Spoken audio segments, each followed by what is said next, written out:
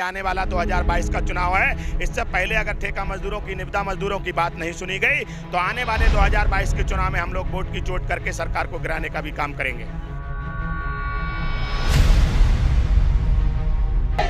नहीं चलेगी, हिटलरशाही नहीं चलेगी, नहीं चलेगी, नहीं चलेगी, हिटलरशाही नहीं चलेगी, नहीं चलेगी, नहीं चलेगी, जो अधिकार दिलाएगा वो सरकार चलाएगा। Uttar Pradesh power corporation limited के संविदा कर्मचारी हैं। हम इस वक्त लखनऊ के इको गार्डन में मौजूद हैं।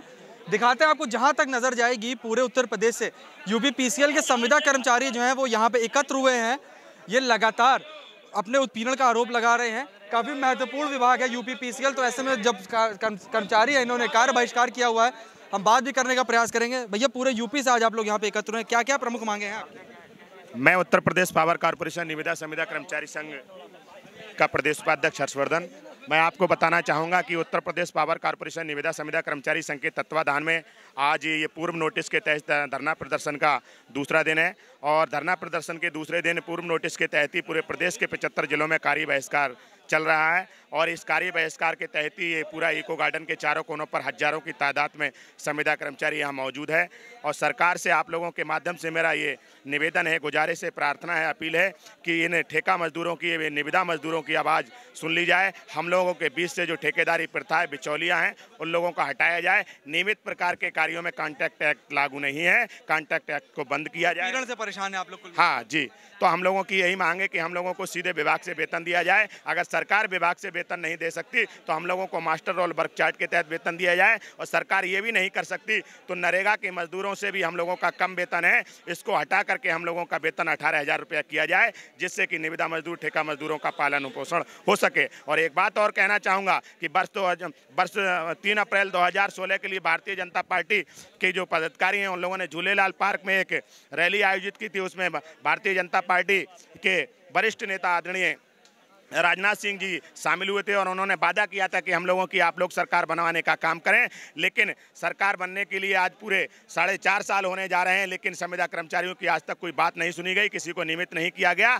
और मैं उनको आगाह करना चाहूँगा, भारतीय जनता पार्टी के लोगों को आगाह करना चाहूँगा और इस सरकार को भी आगाह करना चाहूँगा कि आने वाला 2022 का चुनाव है। इससे पहले अगर ठेका मजदूरों की, निविदा मजदूरों की बात नहीं सुनी गई तो आने वाले 2022 के चुनाव में हम लोग वोट की चोट करके सरकार को गिराने का भी काम करेंगे।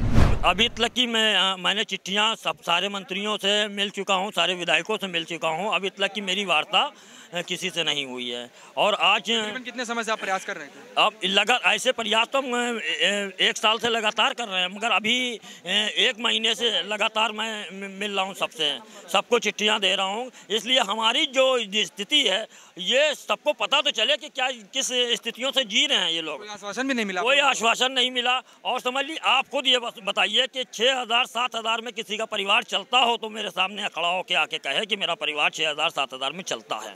तकरीबन कितनी संख्या आप लोगों की पूरे यूपी में? भाई, उत्तर प्रदेश में हमारे 1,25,000 कर्मचारी हैं और कल की डेट में मेरे करीब 50,000 से ऊपर भी आदमी था। तो सब लोग गए हुए और आज काल विरस्कार की नोटिस हमने डाल दी है, वो तो पहले से डाली हुई है नोटिस और आज से काल विरस्कार है। और कल की डेट में कि मेरे ख्याल से पूरे 75 जिलों से सारा कर्मचारी यहाँ आ जाएगा। उसके बाद आप लोग क्या करेंगे? उसके बाद मैं विधानसभा के लिए कुछ करूँगा। अगर सरकार आपकी सुन लेती है तो? सुन लेती है तो मैं वार्ता करके मेरी 3 में से 1 मेरी मांग पूरी कर दें। मतलब कुल मिला के कल की तारीख में आप लोग बड़ा आंदोलन करने की तैयारी? हाँ, बिल्कुल करेंगे। मेरी 1 मांग पूरी कर दें, मैं कोई आंदोलन ना करूँगा, कोई आंदोलन नहीं करूँगा। ये बताइए, कार्य करने के दौरान क्या क्या समस्याएं आती है आप लोगों को? सबसे पहले जो सुरक्षा उपकरण हैं वही नहीं दिए जाते हैं और जो कर्मचारी ट्रेंड नहीं है, अकुशल कर्मचारी हैं, उन्हीं को खंभे पे चढ़ा दिया जाता है। और मानी चलिए 1 दिन में 3 कर्मचारी, इतना तो बॉर्डर पे भी सैनिक नहीं जितना बलिदान होते हैं जितना संविदा कर्मचारी बिजली विभाग के ठेका मजदूर डेली 3 कर्मचारी पूरे प्रदेश में मरते हैं। और भी कर्मचारी हैं, उनसे भी बात करेंगे। आप बताइए, चोटिल नजर आ रहे हैं, आपका एक हाथ नहीं है, कैसे हुई घटना? ये खैरा बिजली घर पर काम कर रहा था तो अचानक वो सिट डाउन लेके और अचानक लाइट आ गई। लाइट आने के बाद में हाथ गंवाना पड़ा। तो विभाग की तरफ से क्या मदद की गई आपकी? विभाग की तरफ से कोई मदद नहीं की गई। आपने अपना हाथ भी गंवा दिया, विभाग की तरफ से कोई मदद भी नहीं की गई आपकी? जी नहीं। बताइए किस तरह की समस्या आती है काम करने में? मैं सर शट डाउन लेकर के छाता बिजली घर पर कार्य कर रहा था और 11 केवी पर खंबे पर चढ़ा, जैसे ही अचानक मेरे सप्लाई आ गई और मेरे ये सब हाथ पधरे पड़े हैं, ये सब जला पड़ा हूँ। कितना समय हो गया घटना को? ये 2015 में केस हुआ था। क्या मेरा मदद की गई आपकी? 1 रुपए की मदद नहीं हुई मुझसे। और तो आपके हाल पे छोड़ दिया गया? बिल्कुल, घर से पैसा लगाया, 12 लाख रुपए लगे। डॉक्टरों ने ये कह दिया हाथ कटेगा। ये काफी महत्वपूर्ण विभाग है, आप लोगों का कार्य बहिष्कार कर रहे हैं, तमाम तरह की दिक्कतें भी आप लोग कर रहे हैं। तब भी तो सुनी नहीं जा रही। इतना सब कुछ होने के बावजूद भी हम लोग कुत्ते की ज़िंदगी जी रहे हैं। मतलब जीने का कोई मतलब ही नहीं। 1% हमारे तरफ ध्यान ही कोई कर्मचारी नहीं दे रहा है ताकि हम कुछ कर सकें या अपना पेट पाल सकें। हम अपना पेट पालने के लिए इतना दिन रात मेहनत करते हैं, उससे कोई नतीजा ही नहीं मिलता है। गाँव वालों की गाली खाते हैं। दादा ये बताइए, काफी लंबा समय हो गया लग रहा है, आप भी काफी लंबे समय से विभाग के लिए कार्य कर रहे हैं। ऊर्जा मंत्री से भी आप लोग की कोई वार्ता नहीं हुई, कोई आश्वासन नहीं मिला क्या? वार्ता नहीं हुई। वार्ता होने का कारण भी है कि अधिकारी जो है जो बता देते वो मानते हैं। ऊर्जा मंत्री जी हकीकत ज़मीनी देखें, क्या है उपकर हमको दस्ताना नहीं मिलता, प्लास नहीं मिलता है, सीढ़ी नहीं सही रहती है, डंडा नहीं टूटे रहते हैं, सही सामान नहीं मिलता है।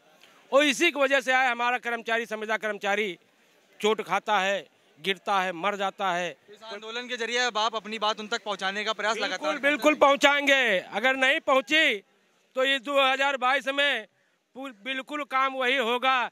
जैसे इनको लाने का काम किया था वैसे इनको हटाने का काम करेंगे।